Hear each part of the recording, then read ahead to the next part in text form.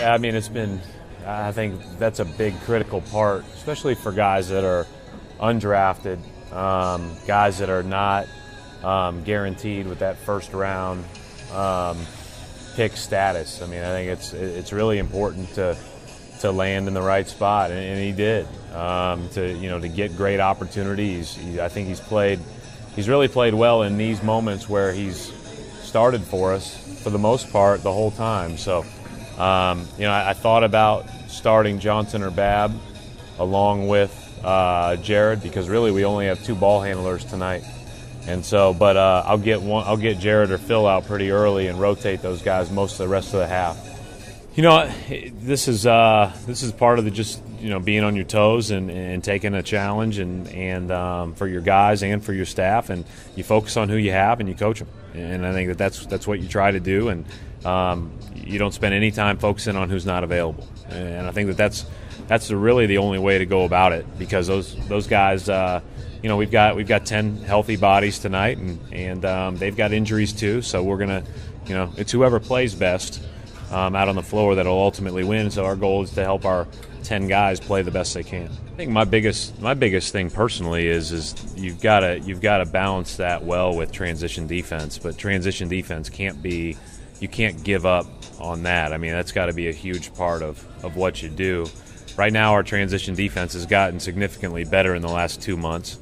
And overall been pretty good. Really since Rondo's been back, we've been pretty good. And then and offensively, there's going to be games where you're not making shots, and if you can get a putback or two to kind of stem the tide, it's important. And we do have guys that, especially in Humphreys and Sullinger, that are really good offensive rebounders, and you certainly don't want to take that away from those guys, and you want to encourage anything we can do to get a basket. I think we need to try to do it.